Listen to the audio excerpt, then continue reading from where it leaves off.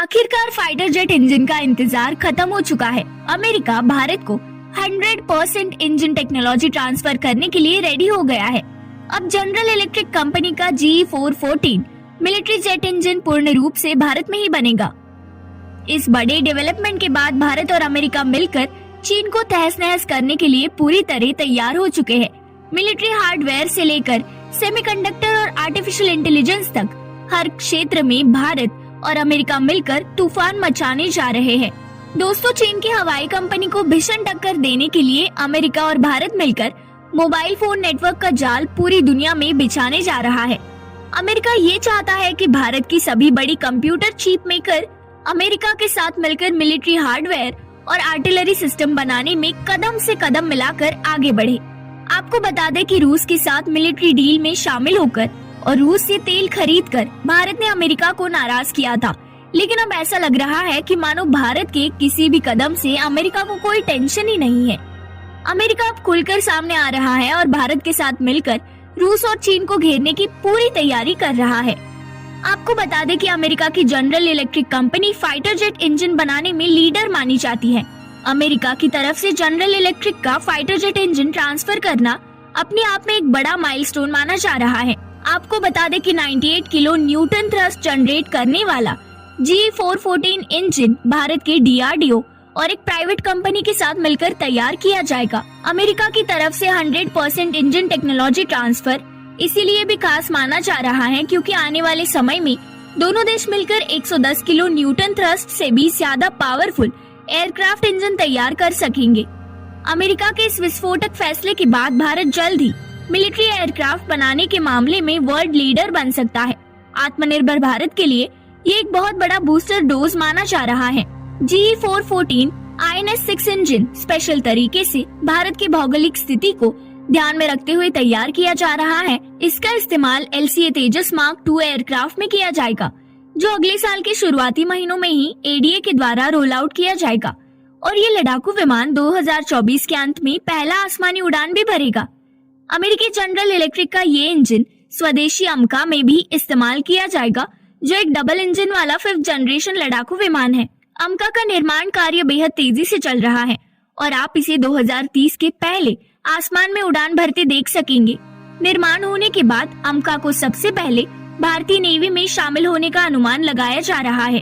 आप सभी जानते हैं कि जनरल इलेक्ट्रिक का GE404 इंजन वर्तमान में भारत के स्वदेशी LCA तेजस मार्क 1 एयरक्राफ्ट को पावर देता है, जिसे 4+ जनरेशन का लड़ाकू विमान माना जाता है। वही आपको बता दें कि जनरल इलेक्ट्रिक का GE414 इंजन तेजस मार्क 2 एयरक्राफ्ट को पावर देगा और ये इंजन 100% टेक्नोलॉजी ट्रांसफर के साथ भारत में ही निर्मित होगा।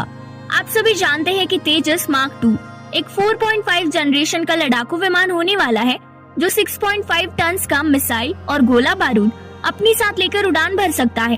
तेजस मार्क 2 आने वाले समय में मिराज 2000 और MiG-29 एयरक्राफ्ट को रिप्लेस कर देगा।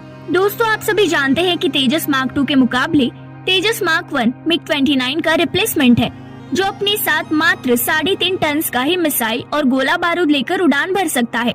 साथ ही तेजस मार्क 1 का ऑपरेशनल रेंज और फाइटिंग कैपेबिलिटी भी मार्क 2 के मुकाबले आधा है। आपको बता दें कि भारतीय एयरफोर्स के लिए तेजस मार्क 2 के 6 स्क्वाड्रन का प्रोडक्शन किया जा रहा है। हर एक स्क्वाड्रन में लगभग 18 एयरक्राफ्ट मौजूद होंगे। साथ ही कई बड़े देश इस लड़ाकू विमान को खरीदने के लिए भारी डिमांड भी कर रहे हैं। भारत के राष्ट्रीय सुरक्षा सलाहकार अजीत डोभाल अमेरिका के दौरे पर है। उनके नेतृत्व में ही अमेरिका ने 100% टेक्नोलॉजी ट्रांसफर के साथ भारत में इंजन निर्माण का फैसला किया है। अजीत डोभाल साहब का ये दौरा भारत के लिए बेहद कारगर साबित हो रहा है। उन्होंने वहाँ आईसेट नाम से एक परियोजना का उद्घाटन भी किया है। इसी परियोजना के तहत भारत को इंजन निर्माण के लिए ग्रीन सिग्नल मिला है। उनके इस दौरे के बाद भारत और अमेरिका मिलकर कई मामलों में टेक्नोलॉजी, प्रोडक्शन, मोबिलिटी के कई क्षेत्रों में कंधे से कंधा मिलाकर आगे बढ़ने के लिए कमर कस लिए हैं।